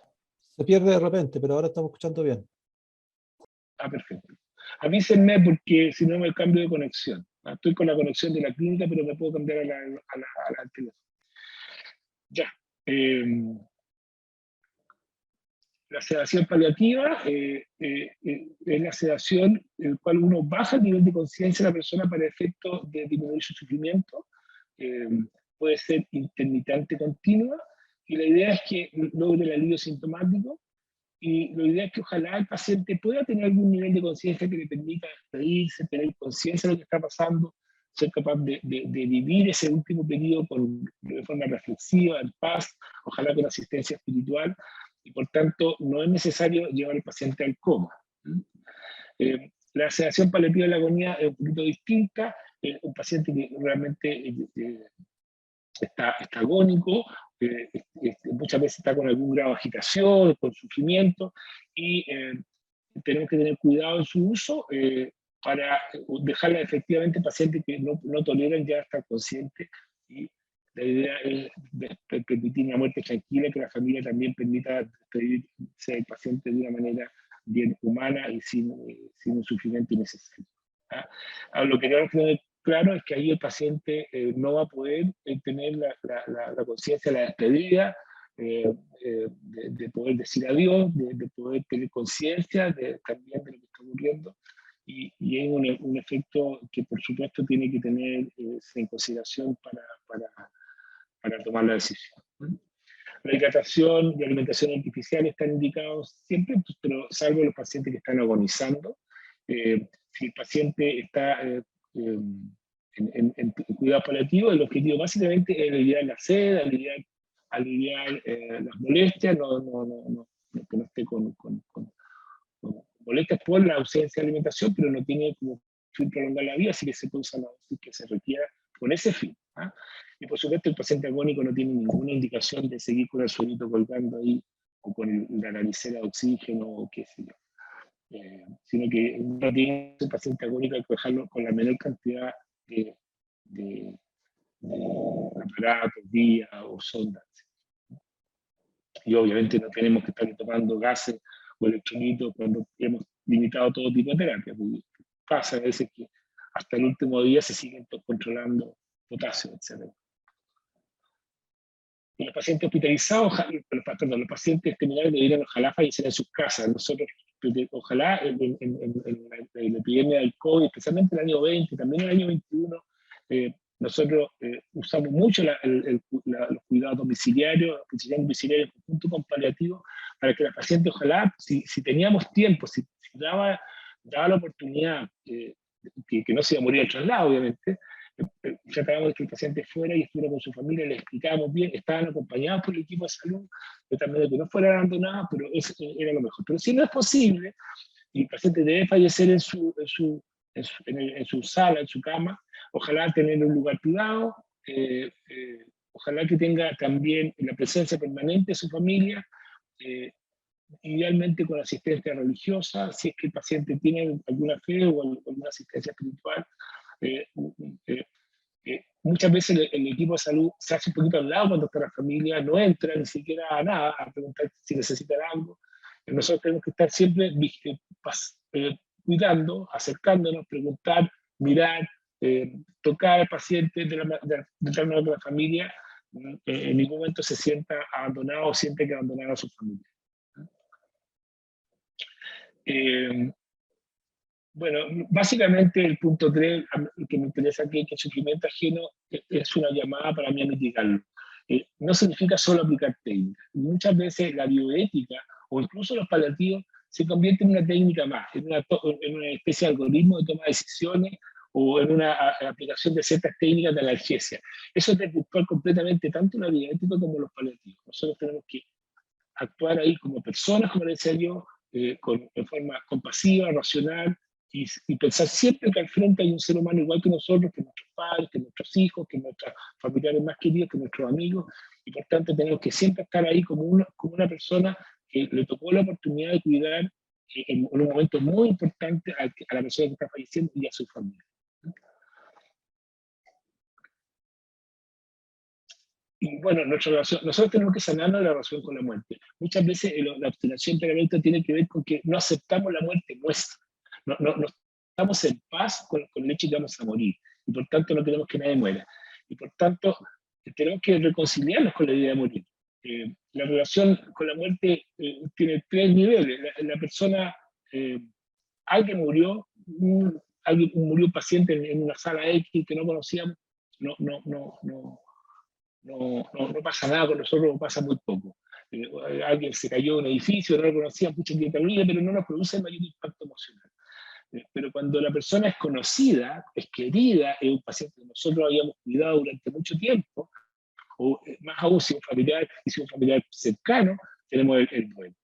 Pero la muerte propia solamente la experimentamos desde la anticipación, desde el temor. Muchas veces estos temores los reflejamos nosotros en nuestra actuación con los pacientes y en nuestra labor clínica. Y eso tenemos que evitarlo y tenemos que, ojalá, hacer una reflexión y estar nosotros en paz con el hecho que algún día vamos a morir.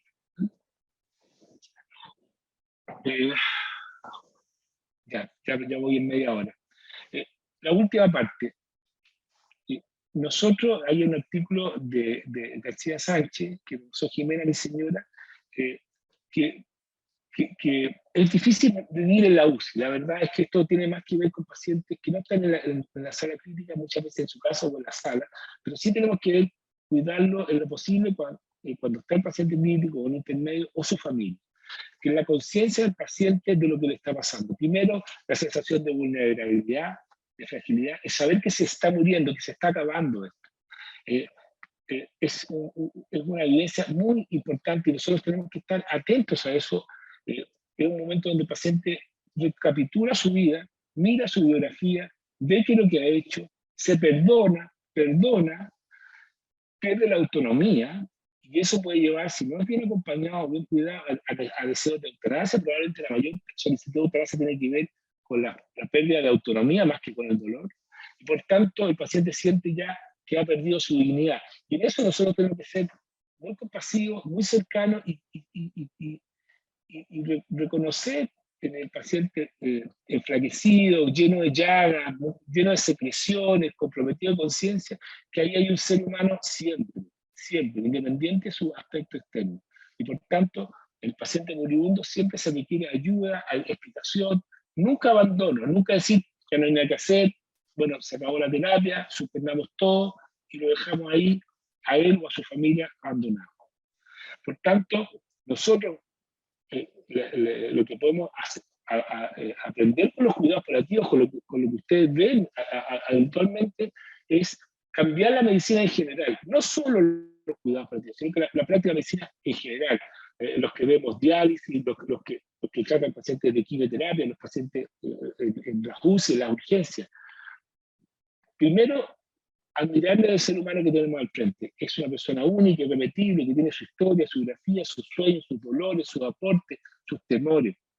Tenemos que tener tiempo para escucharlo, tenemos que hacer silencio, especialmente en las conversaciones que tenemos con la familia, y comunicar la implementación de terapia, hacerlo en un lugar adecuado, dar tiempo para contestar las preguntas, permitir los silencios, no juzgar, permitir que vuelvan a preguntar lo mismo. Todas esas cosas, y que el paciente también pueda contar un poquito su historia, su vida. Muchas veces dicen los paliativistas, ustedes, la mejor terapia es la silla, o sea, sentarse al lado, al borde de la cama del paciente, tomar la mano y estar con él.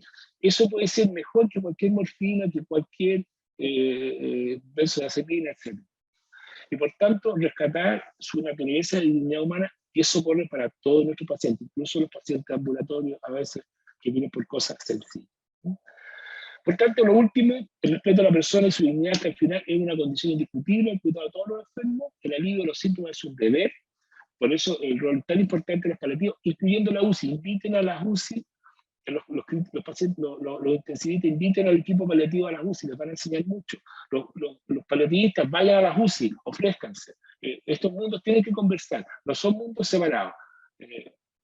No es solo el paciente con cáncer terminal agónico, paciente con enfermedad neurodegenerativa, que no. Todo el mundo puede en alguna etapa de su vida necesitar de que los cuiden, los cuidados paliativos, cuando ya no, o incluso de forma concomitante con alguna terapia curativa. Acuérdense que el paciente, ojalá, fallezca en su última etapa, acompañado con la verdad, con consuelo. No hacernos los lesos, no ocultarle lo que está pasando. Es muy importante que el paciente pueda despedirse, pueda pedir perdón, pueda incluso reconciliarse consigo mismo. Entonces, la muerte no tiene que estar sola, no se da de forma innecesaria para que nosotros no hacer un poquito los lesos, y por tanto también favorecer este misterio que es la muerte, este misterio que puede ser espiritual, religioso, pero es siempre muy personal. Eso es.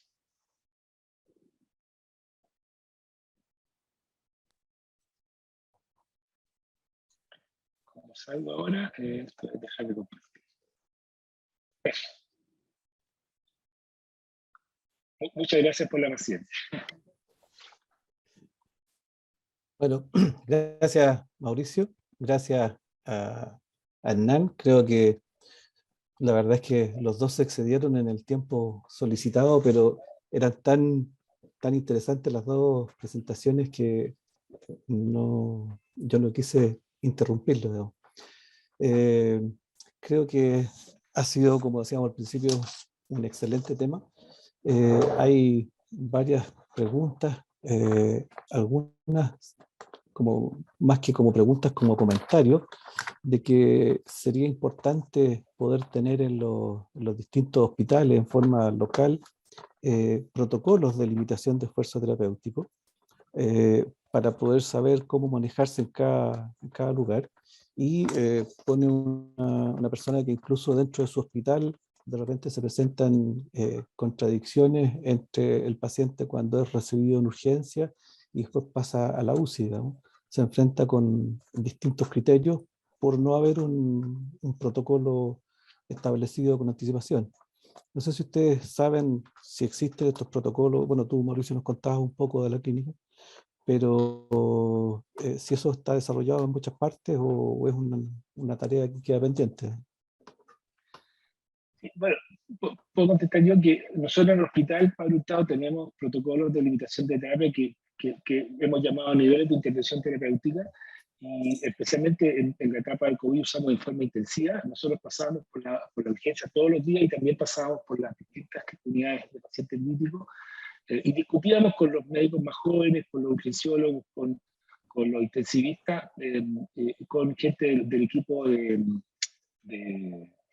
comité de ética, todos los pacientes que había dudas hasta dónde llegar y qué hacer. a mí me tocó personalmente despedirme de pacientes míos en la urgencia, pacientes que tenían un COVID grave, que eran pacientes de nefrópatas crónicas habitualmente. Me tocó uno despedirme en el momento mismo que iba a fallecer, como se despidió de su familia, y es una decisión re compleja, pero nosotros estábamos tranquilos de que si ese paciente lo colocábamos en un ventilador mecánico, solamente íbamos a tenerlo 2 semanas, 3 semanas en una agonía absurda. No tenía ninguna posibilidad de salir porque era lo que habíamos visto en la medida que fuimos aprendiendo la enfermedad. Existen protocolos, la sociedad intensiva hace poco sacó recomendaciones de cómo afrontar los cuidados de fin de vida, la evitación de terapia, sacó un resumen ejecutivo que es bastante útil, y hay recomendaciones españolas, varias, de protocolos en Madrid, en Valencia, de limitación de terapia, hay paciente crítico, donde se da la recomendación de cómo hablar con la familia, cómo se toma la decisión, cuándo recurrir al comité de ética, más allá de lo legal. Tiene que ver con la tranquilidad de nosotros, que no estamos tomando decisiones apresuradas, no estamos suspendiendo terapias antes de tiempo, por cansancio, por aburrimiento, porque ya nos cansó el paciente. Creo que efectivamente ya no es lo que lo va a beneficiar. En general, nosotros nos damos cuenta que la gente más joven, por falta de experiencia, tiene más temor a limitar terapia. Y está bien, porque eso es bastante irreversible. Pero tienen que apoyarse por médicos de mayor experiencia, ya sea intensivista, oncólogo, eticista, etcétera, que nos ayuden a tomar la mejor decisión. Casi siempre, cuando nosotros tomamos este tipo de decisiones, la decisión del médico urgenciólogo, por ejemplo, era la que nosotros estábamos de acuerdo. Rara vez estuvimos en desacuerdo. Pero ese apoyo, esa tranquilidad permitía que ellos pudieran tomar esa decisión, que si no, no la habrían tomado. No habrían podido, no se habría sentido con lo suficientemente peso para poder tomar una decisión de limitación de terapia un paciente que viene recién llegando. Al revés, tomar una decisión apresurada de limitación de terapia, también lo hemos vivido. O sea, el paciente que después llega alguien al siguiente turno, lo reanima con volumen, con droga, y el paciente era rescatable y se pierde a veces momentos importantes por no hacer una reanimación precoz. Hay que tener cuidado. O sea, obviamente esto no es que uno atonte y el otro ande evitando el tratamiento, sino que tiene que hacerlo con estos criterios que hemos conversado también. Pero hay guías, hay varias guías. Yo les puedo mandar algunas, te les puedo mandar aquí, Carlos, las puedes compartir. No sé si Hernán quiere decir algo de esto. Claro, sí, efectivamente hay varias guías y hay unidades que la aplican y otras unidades que no. Eso también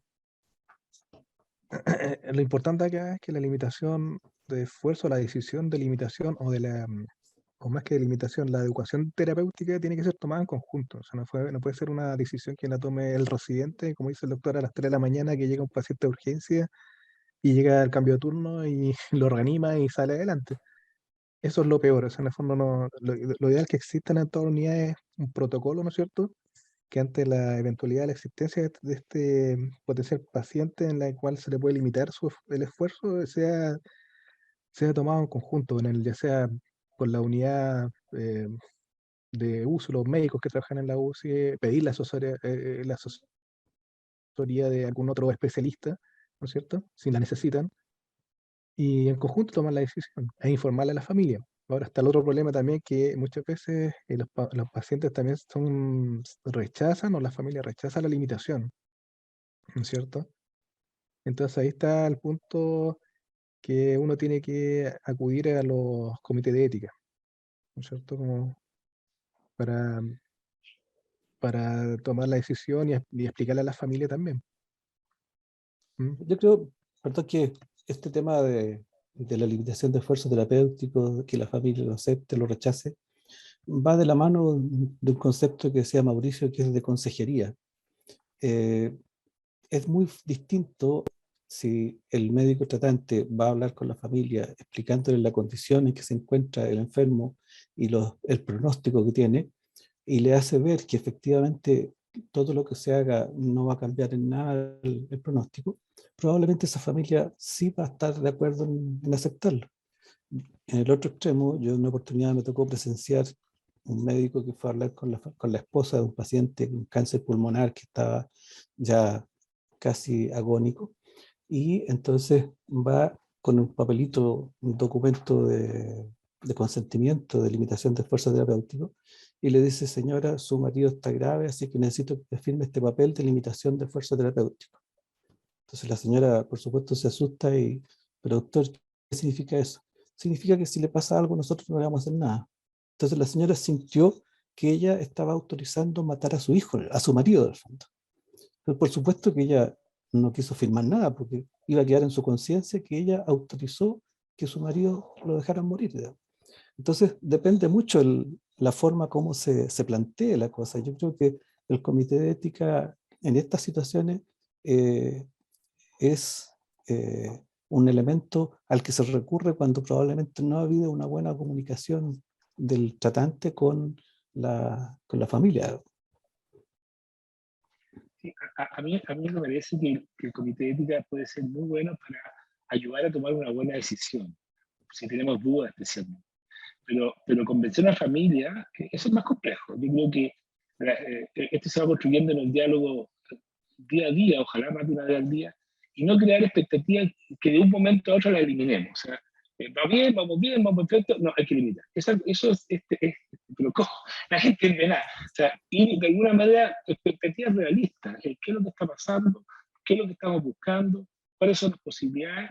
Cuando llega un momento, esto es lo que habíamos conversado, no logramos los objetivos, esto solamente va a hacer que su hijo viva unos días más en esta situación de sedación, de intubación, de invasión, pero no lo vamos a ayudar más que eso. Que eventualmente, si llega a salir el caballero X, va a estar en una situación tan desmejorada que probablemente va a fallecer antes de irse al hospital, que es lo que nos pasa muchas veces. El paciente, estas peleas tremendas, el paciente sale de la sala y se muere, de la UCI se muere a las 2 semanas, o se muere llegando a su casa. No es tan raro cuando nosotros hemos visto esos pronósticos. O sea, cuando no somos capaces de darnos cuenta de para dónde va la cosa, muchas veces logramos que el paciente egrese de UCI, pero se muere a los pocos días en la sala porque, no sé, se tapó de lesiones, o llegando a su casa, hizo TEP a pesar de la profilaxis, etc.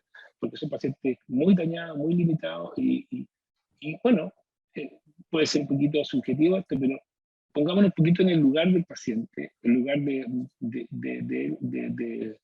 un familiar nuestro que estuviera tratando. ¿Qué es lo que querrían? También nos puede ayudar un poquito a orientar, aunque sea bastante subjetivo, un poco punteable, eso no se puede hacer un puntaje de eso, pero también ayuda, ¿no? Ahora, hay un aviso para una doctora que planteaba que ha estado muy buena las presentaciones y si se podían ver después más adelante.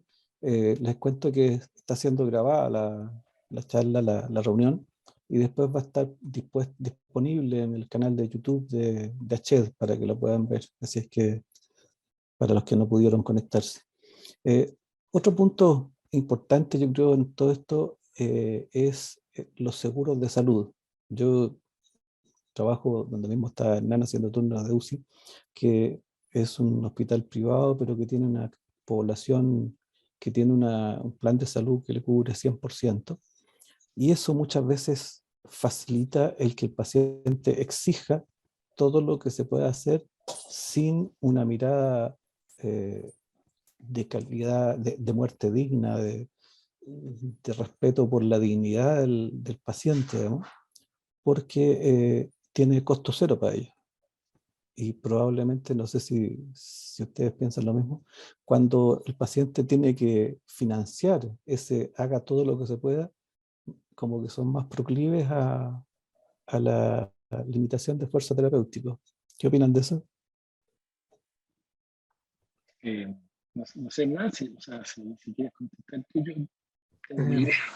claro, efectivamente, los pacientes que llegan, que tienen que pagar en el fondo, claro, son más proclives a limitar, a la limitación. Los que no tienen seguro, tienen pocos recursos, sí. Pero eso, efectivamente, los pacientes que se atienden en la FUSAT, que tienen todo asegurado, piden, eh, es frecuente el tema, frecuente el tema del rechazo a la limitación. ¿Mm? Ese es un problema en realidad. que cuesta abordarlo. Generalmente terminan abordándolo los jefes de unidad, los jefes de unidad de la UCI con la familia, porque además está muy judicializado este punto. Entonces, una cosa es el rechazo y la otra es judicializar el tema efectivamente para si tienen algún tipo de copago no pagarlo. Entonces, igual es complejo en las unidades, por lo menos en las unidades, se me ocurre en unidades privadas, ¿m? Versus el hospital público, que generalmente, claro, uno tiene a su vez menos recursos, por lo cual eh, el paciente tiene más. Yo he trabajado en la UCI también de Talca, del hospital, y efectivamente la limitación ahí es más, ¿cómo se llama? Más, entre comillas, fácil de aceptar por los familiares.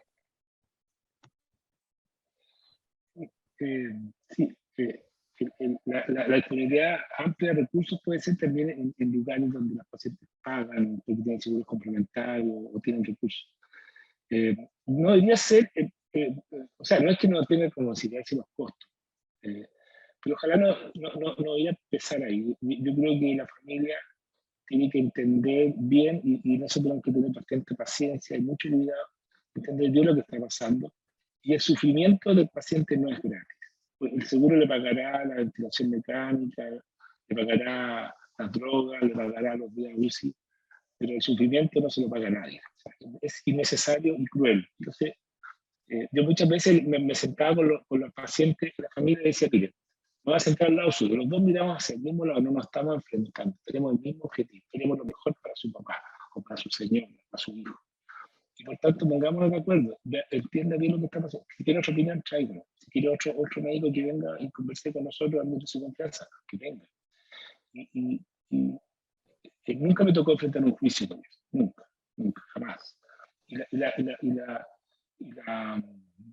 Las consultas comité ética existían. Bueno, a mí me tocó ser hartos años miembro del comité ética de la FUSAC, pero eran básicamente por dudas nuestras también. Si estábamos en lo correcto, si nosotros no nos habíamos cansado del paciente, porque también puede pasar eso, o de la familia. Pero sí, es arduo. Pero la conversación franca, honesta y empática, compasiva, habitualmente, y si está tranquilo con la decisión, porque claro, tiene que estar seguro que está tomando la decisión correcta, que no es porque él está en la cama. En general, nos va bien. Acuérdense que los pacientes del hospital público tienen los mismos beneficios que en la FUSAC. O sea, tienen 100% cubierto. Lo que pasa es que tienen menos cobertura de cosas, pero nosotros podemos tener pacientes en diálisis continua sin ningún problema, meterlo a radios 1000 veces, usar antibióticos de última generación. Pero hay más confianza probablemente de la gente, que hay una cierta distancia. Todavía los médicos son un poquito, somos respetados como cierta autoridad, y nadie va a pensar que queremos lo peor para la familia. Esa relación puede invertirse cuando hay la sensación un poquito de cliente que paga por un servicio, ya sea su seguro o el mismo. Pero hay que moverse de nuevo a la clínica. Está bien, entonces tiene toda razón, usted está pagado, su seguro le paga todo, pero queremos lo mejor para su familia. Queremos cuidarlo y queremos tratarlo bien, no otra cosa. Nuestro plan no es ahorrarle lucas al seguro. Por lo menos nunca en el caso mío fue un motivo de decisión. En la UCI, en la alemana, en el Estado o en la FUSA, que no debería ser nunca. No significa gastar plata como loco la plata que no tenemos, sino que hay que tomarlo en consideración, pero no puede ser el último criterio. Oye, yo la verdad es que creo que en aras del tiempo ya ha sido una reunión súper importante, súper interesante. Han llegado ya varios comentarios aludiendo a lo mismo. Creo que era necesario una cosa como esta. Yo cuando lo planteé como un tema, parecía como raro hablar de cuidados paliativos en paciente crítico, pero en el fondo es meter las palabras calidad de vida, muerte digna, sufrimiento, al momento de tomar decisiones en nuestros pacientes, no solo decisiones en parámetros bioquímicos o hemodinámicos, digamos, sino que tener en cuenta también toda esta otra parte. Así es que creo que ha sido excelente la presentación de los dos. Hay cosas que creo que Hernán presentó estadísticas del tema de cuántos pacientes eran sometidos a limitación, y de esos que eran sometidos a limitaciones, cuántos sobrevivían. Pero como que echo de menos el evaluar cómo es la calidad de vida de esos pacientes a los que sobrevivieron a todas estas limitaciones de esfuerzo terapéutico. Es un tema que da para largo también, digamos. Así es que les doy un par de minutos a cada uno por si quieren hacer algún comentario de algo que haya quedado pendiente o despedida, ¿no? Hernán, Mauricio. No, agradecer la invitación, porque es un tema que habitualmente uno no, por lo menos yo no lo, si bien estoy familiarizado con la aplicación, muchas veces la limitación uno no busca mucho en la literatura, pero sí es un tema que buscando en la literatura hay mucho, es un tema que está continuamente en la palestra, ¿no es cierto? Y hay varias publicaciones, análisis de justamente esto, en el fondo, em, cómo es la realidad y cómo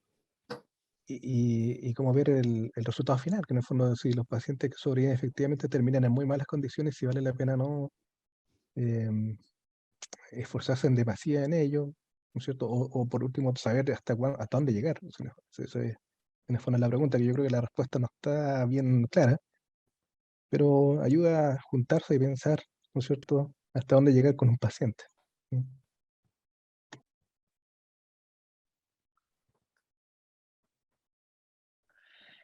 Me parece que me había quedado congelado yo.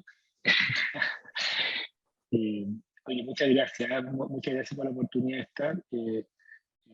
Lo último mensaje es que parte importante de la deseo de eutanasia en la población general tiene que ver con el miedo que nosotros se nos pase la mano en la UCI. Que la gente le tiene terror a morir en condiciones de soledad, intubación y compromiso de conciencia. O sea, nosotros tenemos que ser súper cuidadosos en eso también, en que las personas siempre se van a sentir que ellos son lo importante, que no nuestro turno, que no nos vayan a decir algo, que siempre en primer lugar está el paciente, su familia, lo mejor para ellos, y si vamos a pelearlo, lo vamos a pelear con todos sabiendo que es lo que corresponde, pero si no, también vamos a ser capaces de decir hasta aquí no nos llegamos, vamos a cuidarlo, vamos a colocar analgesia, tirar secreciones, y como decía, tomar de la mano, escuchar, acompañar, y ser capaces de incluso llorar, de salirnos un poquito de la coraza, del score, de la plantilla, del monitor, poner un poquito, la gente necesita el contacto humano y que los médicos, las enfermeras, los químicos, los técnicos, mostremos nuestro rostro humano. No se trata de actuar, pero sí nos permite a nosotros también ejercer mejor la labor para la cual nos hemos dedicado por esta vida. Así que mil gracias, Hernán, muchas gracias, Carlos, y a los que tuve la paciencia que hace hasta ahora. Entonces ahora yo me salgo de mi rol de moderador y como presidente de la Asociación Chilena para el Estudio del Dolor, les doy de nuevo las gracias a los expositores y a los asistentes. Una excelente jornada que hemos tenido. Quiero dejarlos invitados a nuestra reunión del próximo mes, del día martes 30 de agosto, que va a ser sobre un tema absolutamente distinto, hablar de dolor crónico y manejo intervencional de este dolor, específicamente en síndrome de hombro doloroso. Vamos a tener dos excelentes presentaciones también que nos van a mostrar su experiencia en este tipo de lesiones. Un gran abrazo para todos, quedan invitados a la próxima reunión, quedan invitados a ingresar a la Asociación Chilena para el Estudio del Dolor, y nos despedimos entonces agradeciendo por última vez a Hernán y Mauricio. Buenas noches. Gracias a ustedes. Buenas noches.